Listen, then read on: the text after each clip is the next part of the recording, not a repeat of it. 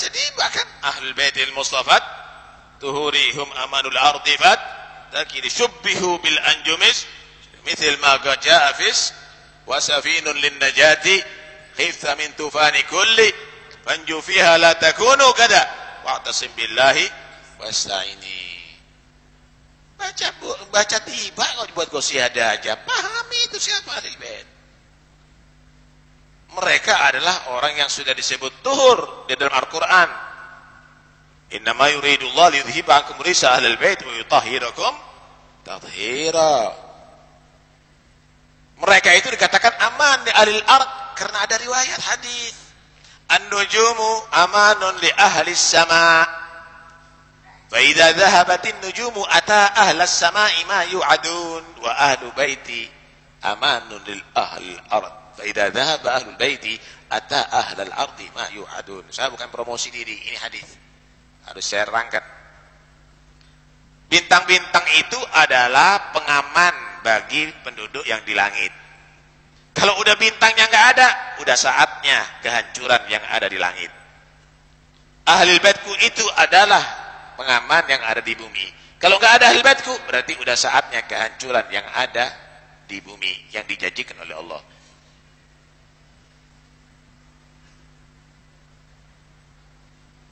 Wasafinun lin najati idza syubbihu bil anjumi zuhuri mithla wasafinun lin najati idza. Ada hadis juga Nabi begini, ahlu baiti kasafinati nuh man rakibaha najah wa man takhallaf anha urik. Ahlul baitku itu seperti perahunya Nabi Nuh. Badai di mana-mana, ombak di mana-mana. Ingin selamat, naik kapalnya Nabi Nuh. Enggak mau naik, tenggelam siapapun dia. Fitnah ada di mana-mana, ikuti ajarannya habaib. Selamat insyaallah. Enggak mau, tenggelam ente bentar lagi. Jangan. Jangan Anda meremehkan. Allah berikan kepada Anda satu keamanan, yaitu turunan Nabi. Allah berikan Anda satu pembimbing yang insya Allah selamat, yaitu turunan Nabi. Ikuti mereka. Tapi tentunya yang betul-betul menjadi panutan. Yang betul-betul menjadi panutan. Begitu. Rasulullah SAW dalam hadis itu juga beliau menjawab, yang disebut ahli bait keluarga Nabi itu adalah Aliun, Sayyidina Ali, wa Fatimah dan Fatimah, wa ibnahuma dan kedua anaknya Sayyidina Hasan dan Husain. Yang keluarga yang lain itu bukan ahli bait. Ahli bait itu cuma 5. Nabi Muhammad sendiri, Sayyidina Ali, Sayyidah Fatimah, Hasan dan Husain. Kalau ada di situ dalam silsilah terdapat ada Sayyid Ali bin Zainal Abidin, Sayyid Ja'far Shadiq, Sayyid Ahmad bin Isa, itu bukan ahli bait. Satu-satunya organisasi agama yang mengawal kedaulatan bangsa Indonesia itu hanya Nahdlatul Ulama. Selain NU itu tidak ada organisasi-organisasi yang lain yang ada di Indonesia ini. Mereka tumbuh dalam bahasanya selalu mindik-mindik kepingin untuk menguasai negara ini. Allahumma sholli ala Muhammad. Maka saya bangga perkembangan NU khususnya yang di Denpasar.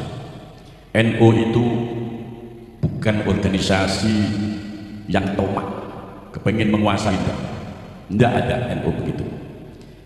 NU adalah sejarah, tidak bisa berbohong bahwasanya sejarah yang berjuang betul memerdekakan bangsa ini mulai sejak zaman Budi Utomo, mulai sejak zaman ketika Sambal Kanjeng Sunan Ampel. Setelahnya itu masuklah penjajah Portugis. Satu-satunya orang golongan yang betul-betul berjuang untuk negeri ini supaya merdeka itu adalah kalangan Ahlu Sunnah wal Jamaah, yang dimana terus berkembang sampai 1926 berdirilah Nahdlatul Ulama. Allahumma sholli ala Muhammad. Semua dilindungi, semua diwadahi, karena memang NU itu langkah-langkahnya meniru baginda Nabi Muhammad SAW, yang memang NU itu betul-betul teliti. Kiai-kiainya teliti betul, mau memandang apa, mau berbuat apa, NU itu selalu mengadakan bahsul masail, selalu dilihat secara kontekstual dengan kitab yang ada. Jadi tidak ngawur orang-orang NU itu dalam mengendalikan organisasi ini, terutama dalam mengisi keberadaan kelangsungan bangsa dan negara, khususnya negara Indonesia. Allahumma sholli ala Muhammad. Moderasi agama, saking NU ini bagaimana menjaga kedaulatan, tidak mau menyebut, malah sampai-sampai walaupun di situ ada kata-kata qul ya ayyuhal kafirun, muradnya oleh NU supaya lebih tasamuh, disebutnya mereka-mereka yang tidak seagama itu adalah disebut non muslim. Ya enggak? Ini bukti NU menjaga keberagaman. NU bisa diterima di mana-mana. NU tidak eksklusif, makanya disebut NU dalam moderasi agama. Di dunia mengetahui, bahkan disebut Islam kita ini ya sebagai orang Nusantara. Maka kalau sebagai orang Nusantara, jagalah Nusantara ini. Jadi rongrongan orang-orang yang ingin membuat kisruh di negara kita. Allahumma sholli ala Muhammad. Kita hargailah mereka. Kalau mereka itu sama, seagama dengan kita, mereka pendatang dari luar, ya kita anggap innamal mu'minuna ikhwah. Sesungguhnya orang yang beriman itu ikhwah, saudara. Al muslimu akhul muslim, saudara. Tapi kalau mencoba-coba untuk merongrong negara ini, maka NU harus nahdoh, bangkit. Walaupun akhir-akhir ini yang di atas tenang-tenang saja, yang di atas tidak menyatu, akar rumput ini yang tidak kuat, mulai dari ranting MBC, PJ, yang akhir-akhir ini bangkit, merasakan keprihatinan atas situasi negara ini, yang dimana kudu dirongrong sama orang-orang yang mengatasnamakan agama dengan berjubah agama. Allahumma sholli ala Muhammad. Maka daripada itu saya berharap jangan mudah kalian itu kesengsem istidraj dengan penampilan seseorang, penampilan golongan, yang golongan itu sebenarnya memiliki rencana ke depan. Anda tahu sendirilah bagaimana PRRI itu. Anda tahu sendirilah bagaimana komunis Madiun yang dipimpin Musso itu adalah namanya Musso Al-Munawwar. Yang dini mereka juga pendatang dari Yaman. Kemudian konfrontasi PKI tahun 65. Siapa itu pemimpinnya? Dia adalah Dipa Nusantara Ahmad Al-Aidin. Dia seorang itu yang mereka semua merorong negara, yang mereka modus operandinya lagi-lagi masuk ke kalangan kaum pribumi. Bagaimana mereka yang diadu adalah kita. Akhir-akhir ini modus operandi mereka hampir sama. Targetnya apa? Sama. Targetnya adalah negeri ini. Yang paling prihatin untuk menjaga kedaulatan negara ini tidak lain adalah Nahdlatul Ulama. Allahumma sholli ala Muhammad. Maka saya pesankan, ya, alhamdulillah perkembangan polemik yang akhir-akhir ini adalah menjadi keprihatinan kita bersama. Hubbi ahli baiti, cinta kepada ahli baitku. Ini yang mau saya terangkan supaya jelas siapa ahli bait itu. Cinta kepada ahli bait, keluarga Nabi. Siapa keluarga Nabi? Ditanyakan. Ini ada di dalam kitab Sahih Bukhari. Ya Rasulullah, wa man ahli baiti, siapa orangnya ahli bait itu? Qala Rasulullah sallallahu alaihi wasallam. Dalam hadis itu beliau menjawab, yang disebut ahli bait keluarga Nabi itu adalah Aliun, Sayyidina Ali, wa Fatimah dan Fatimah, wa ibnahuma dan kedua anaknya Sayyidina Hasan dan Husain. Yang keluarga yang lain itu bukan ahli bait. Ahli bait itu cuma 5. Nabi Muhammad sendiri, Sayyidina Ali, Sayyidah Fatimah, Hasan dan Husain. Kalau ada di situ dalam silsilah terdapat ada Sayyid Ali bin Zainal Abidin, Sayyid Ja'far Shadiq, Sayyid Ahmad bin Isa, itu bukan ahli bait, tapi itu adalah dzurriyyah, keturunan baginda Nabi Muhammad sallallahu alaihi wasallam. Supaya tidak salah sampean. Jadi ini harus dijelaskan kepada umat yang akhir-akhir ini dibelokkan oleh ahli belok sejarah. Sejarah dibelok, kuburan-kuburan yang dipalsu. Wah ini terus piye kita istilah cara? Negara ini yang memerdekakan bukan mereka, dipalsu juga. Ya enggak? Pernah mendengarkan? NU yang mengawal, yang sadar, yang khawatir itu adalah akar rumput NU. Yang di atas sana masih santai saja. Akhir-akhir ini mereka bersembunyi di balik pondok-pondok pesantren yang besar. Dulunya mereka mengharamkan perkawinannya, sekarang mereka agak beramai-ramai menikahkan anaknya dengan keluarga pondok pesantren yang besar. Peloso menjadi besannya, Lirboyo jadi besannya, Mbah Fakih Langitan jadi besannya. Padahal itu adalah strategi mereka untuk melancarkan mereka, yang dimana lancarannya untuk bisa merekrut pecinta-pecinta, muhibin. Itu adalah strategi mereka. Toha dan kawan-kawan, jangan dibohongi. Saya itu sudah terasa kayak gini mulai dari tahun 95. Saya sudah terasa bahwa itu adalah strategi mereka. Mereka itu bukan ahli bait. Kalau ahli bait 5 itu Al-Quran dakwah, innama yuridullahu liyudhiba ankumul rijsa ahlal baiti wa yutahhirakum tathhira. 5 orang ini yang disucikan oleh Allah, disucikan dari perbuatan-perbuatan yang buruk, dari hasud, dari perbuatan buruknya. 5 orang selalu disucikan dengan ahwal yang baik, tingkah laku yang mulia, bicara yang mulia. Tidak ada ahlul bait itu berteriak-teriak dengan mengatakan yang kotor-kotor, tidak ada. Seperti baginda Nabi, Sayyidina Ali, Sayyidah Fatimah, dua penahuma dan 2 putranya. Kalau yang lain-lain sekarang akhir-akhir ini mengaku ahlul bait, mereka bukan ahlul bait. Kabib itu bukan ahlul bait. Mereka ini adalah ya saudara kita yang beragama Islam, yang termasuk disebut muhajir, datangnya dari negeri yang lain, bukan dari negeri Arab Makkah, bukan dari negeri Arab Madinah. Kalau mereka mengaku kedatangannya di Indonesia itu mencetak para ulama-ulama, saya tanya yang ada ini, siapa yang pernah diajarkan oleh kabib-kabib itu? Siapa? Paling sampai ya alumni Blok Agung, alumni Al-Azhar Tugung, alumni Asafiyah Asem Bagus. Tidak ada satupun. Ya ada alumni Dalwah Wahda. Tapi alumni dakwah saya berani ngetes, kalau apal alfiyah di sini saya pengen tahu. Yang ngajarkan Jurumiyah, Imriti, Alfiyah dan lain-lain, itu ya pondok-pondok itu. Paham ya? Yang akhir-akhir ini diaku kedatangannya kata mencetak ulama-ulama. Aku kira tahu diajari dari ulama yang mana lagi. Allahumma sholli ala Muhammad. Hubbi ahli bait, cinta kepada ahli bait.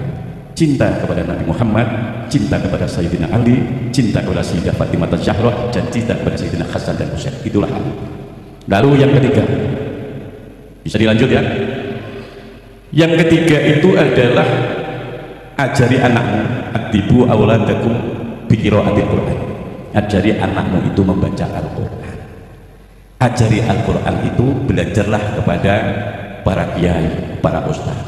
Yang ustadz dan dia itu sangat ilmunya jelas, gampangnya ngomong supaya nggak nemen-nemen. Wis delok oleh sapa gurune ustadz, nek ustadznya itu keluaran dari Ma'had Salafiyah Asy-Syafi'iyah An-Nahdiyah NU, wis ajar lanang. Tapi kalau orang tahu mondok, Sabrowi orang ngerti, Kailani orang ngerti, Jurumiyah orang ngerti, Imriti tidak ngerti, apalagi Alfiyah fa'ala yaqulu fa'lan wa huwa fa'ilun ila akhirih, tidak ngerti.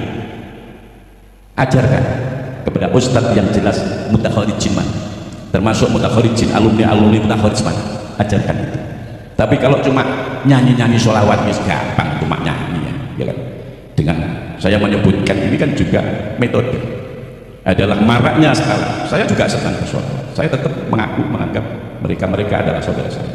Tapi dibanding dengan keprihatinan yang ada berkenaan dengan ke depan, kecurigaan kami keberadaan kedaulatan negara yang jauh lebih penting, dan menganggap Anda ini adalah orang di bawah mereka, padahal kita ini di hadapan Allah adalah sama, karena di hadapan Allah orang yang paling mulia adalah orang yang paling takwa di antara kamu sekalian. Allahumma sholli ala Muhammad. Tidak ada warga kelas 1 di dunia, tidak ada. Islam tidak mengajarkan itu. Islam tidak mengajarkan kelas-kelas. Ini kelasnya apa? Kelasnya kiri, ini kelasnya tidak ada. Malah dikatakan bahwasanya orang fuqara, masyakin, orang-orang fakir dan miskin, kalau dia ini banyak membaca tasbih, maka besok berada di akhirat, di surga, itu sama dengan orang-orang yang kaya, yang mereka bisa haji, yang mereka itu juga menetapi infaknya dan sebagainya. Itu berarti kelasnya sama. Makanya Allah menyatakan bahwasanya ya ayyuhan nas inna khalaqnakum min dzakari wa unsa wa ja'alnakum syu'uban wa qabaila lita'arafu inna akramakum indallahi atqakum. Ya ayuhan nas, hai manungsa, wahai manusia yang banyak yang hadir ini, sesungguhnya aku menciptakan manusia, saya ciptakan terdiri dari pria dan wanita. Dari pria dan wanita itu wa ja'alnakum, aku jadikan kamu sekalian syu'uban, berbangsa-bangsa, wa qabaila, dan bersuku-suku. Anda aku jadikan sebagai bangsa Indonesia, bangsa Arab, bangsa Amerika, Malaysia, Korea, dan lain-lain, itu su'uban. Wa qabaila, dan aku jadikan Anda bersuku-suku. Ada suku Sunda, ada suku Papua, Bugis, Ambon, Dayak, ada suku Jawa, ada suku Bali. Nyoman gitu, kenal kabeh parti. akhirnya kenal api nikah gebet. Nggih napa nggih? Banyak itu terjadi.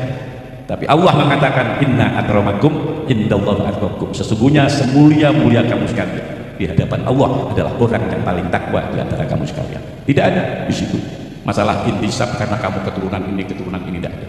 Tapi yang ada adalah orang yang paling takwa di antara kamu sekalian.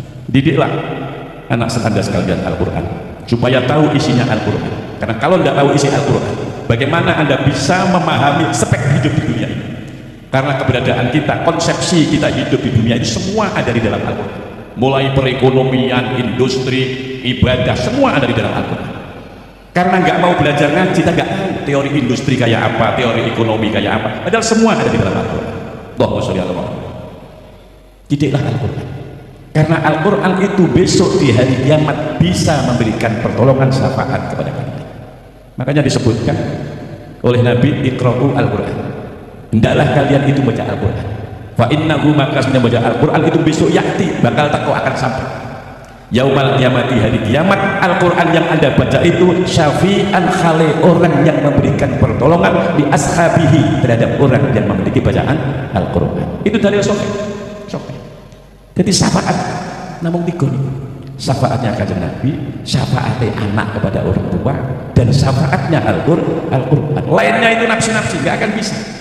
Sedangkan kalau kok pikir nggak ngomong sing jubahan terus kemudian napa iki ngarani pakai imamah terus ahli swarga durung ngerti karuan Pak.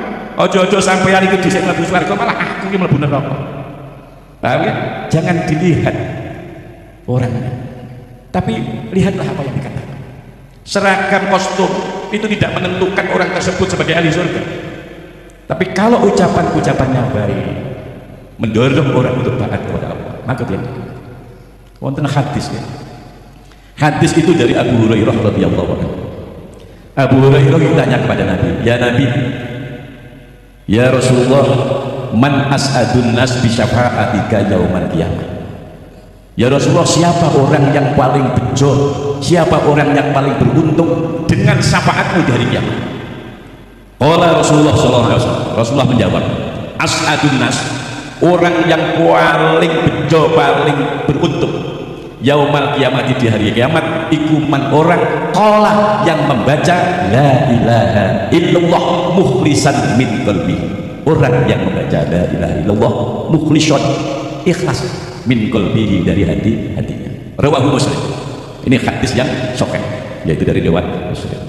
Mula hadirin Bapak Ibu sekalian ingkang winaya, itu hadir di majelis ini, hadirlah dengan ikhlas. Karena syafaat baginda Nabi ini betul-betul ada, pertolongannya ada. Pernah suatu ketika yang Nabi Adam alaihissalam melakukan kesalahan lalu berdoa. Itu saya baca banyak kitabnya ya. Ada di dalam kitab Al-Mustadrak, ada di dalam kitab Mafahim Yajid Entusohah.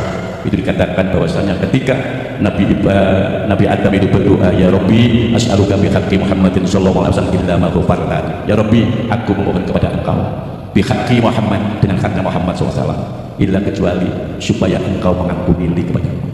Jadi Nabiullah Adam dulu diampuni oleh Allah kesalahannya karena memakan buah kulti. Itu berkat syafaatnya, bertawassul dengan haknya Nabi Muhammad SAW. Yang terakhir, yang terkisah tarikh, bukan khurafat ya, ini nyata. Dulu itu ada seorang wali yang terkenal namanya Syekhona Khalil Bakalan.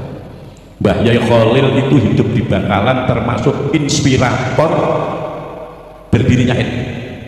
NU ini berdiri inspiratornya Yai Khalil Bakalan, bukan Habib Hasim bin Yahya yang ngarang itu, nggak ada itu. Paham ya? Ini orang-orang di pusat juga diem aja. Mulai saya masih memakai katok kolor, saya sudah ngerti kalau inspirator berdirinya NU itu Yai Khalil, yang mendirikan ya Syekh Hasim Asy'ari. Tidak ada nama Habib Hasim bin Yahya, tidak ada. Itu baru karangan-karangan baru. Allahumma sholli ala Muhammad. Yai Khalil ini mengadakan acara maulid seperti ini, baca kitab Madarijus Su'ud Al-Bajaji, dibaca kisah. Begitu asik membaca maulid seperti ini, dikejutkan dari arah jalan sana itu berteriak-teriak jualan gendong. Ada pedagang keliling menjajakan gendong. Ngerti gendong Ibu? Gendong itu dibuat dari tanah liat, dibentuk sebagai wadah. Kalau zamannya ibu saya dulu itu dipakai tempat beras. Jadi tahun-tahun 60-70-an dulu itu beras diwadahi gendong. Sekarang sudah nggak ada gendong-gendong. Lah orang ini menjajakan gendong keliling, teriak-teriak gendong, gendong. Wah ini keadaan ramai begini. Akhirnya ketua pondok, kalau dulu namanya lurah pondok, sekarang kayak Pak Haji Maskuron lah ya. Ada apa ini? Wah ribut-ribut teriak-teriak gendong. Kata Abadul Gendong, saya jualan gendong Pak, masuk sini, ini kan ramai, jadi masuk pasar ini. Loh, ini bukan pasar. Ini Al-Hikmah Joglo sama NU MWC Debat mengadakan acara maulid. Kok pasar? Oh loh ya saya tidak. Kalau gitu Bapak di sini saja. Itu Kiai Khalil, Mbak Kiai Khalil sedang mengadakan maulid. Sedang mengadakan maulid, membaca kitab Al-Berjanji bimaknan dengan makna. Sampai duduk di sini saja, dengarkan Kiai Khalil. Nanti selesai acara, saya beli semua gendong Anda. Akhirnya pedagang keliling gendong tadi itu ya karena dikasih iming-iming begitu, akhirnya nurut. Akhirnya duduk di atas banci tempat pijak kaki antara pondok dengan pondok, duduk mendengarkan. Begitu mendengarkan Kiai Khalil menceritakan kisah seorang yang cukup fundamental, bertalenta agung bernama Muhammad Sallallahu Alaihi Wasallam. Bakul gendong atau penjual pedagang itu muncul dari hatinya keikhlasan, rasa mahabbah itu cinta kepada Nabi, padahal belum tahu, rasa senang, keikhlasan dari hatinya seorang pedagang. Tidak lama kemudian suasana majelis maulid ini dikejutkan dengan bau yang sangat wangi. Kata Kiai Khalil, ini bau adalah pertanda hadirnya ruh baginda Rasulullah Muhammad SAW. Coba kamu cari sumbernya, dari mana? Konon bau wangi ini tidak hanya di sekitar acara maulid ini, seluruh Bangkalan itu wangi bau ini. Akhirnya dicari di depan, dicari. Ternyata terlihat seorang pedagang gendeng tapi kecapean, dia tergeletak merebahkan geletak, kemudian tertidur mungkin, lalu dibangunkan, bangun. Ini Kiai Khalil kepingin dedauan, kepingin ngomong-ngomong. 1 kali tidak bangun, 2 kali enggak bangun, sampai 3 kali dibangunkan enggak bangun. Ternyata bapak penjual gendong baunya wangi telah meninggal dunia. Kata Kiai Khalil, hadza rajulun, ini laki-laki, qalbihi, hatinya rajul yang mati ini ka qalbi Ibrahim, kaya hati Nabi Ibrahim. Cumantel dengan Allah, ada mahabbah fi qalbihi, kecintaan di dalam hatinya, cinta kepada Allah dan cinta kepada baginda Nabi Muhammad sallallahu alaihi wasallam. Hadza rajulun waliyun, seorang wali, ahadu min auliyaillah, adalah salah satu walinya Allah. Ternyata orang yang cinta kepada Nabi itu bisa menjadi walinya Allah. Mulai sampai sekarang ini ya kelihatannya maulid mendengarkan ceramah saya, ketok kok yo capek, jangan ditahan, kok yo ngantuk, rasa ditahan. Kalau bisa direbahkan sampai reda, barangkali nanti 11 terus mati, kan lumayan bisa mendapatkan syafaatnya pada Nabi Muhammad Shallallahu Alaihi Wasallam. Demikianlah, mudah-mudahan NU semakin bangkit, NU semakin peduli dengan umat, memandang umat bi'aini rahmat dengan mata kasih sayang. Itulah yang saya sampaikan, kurang lebih kula nyuwun memberikan kuwatan. Monggo kita sareng-sareng donga. Al-Fatihah. A'udzubillahi minasyaitonir rajim. Bismillahirrahmanirrahim. Alhamdulillahirabbil alamin arrahmanir rahim maliki yaumiddin iyyaka na'budu wa iyyaka nasta'in ihdinas siratal mustaqim siratal ladzina an'amta 'alaihim ghairil maghdubi 'alaihim waladdallin.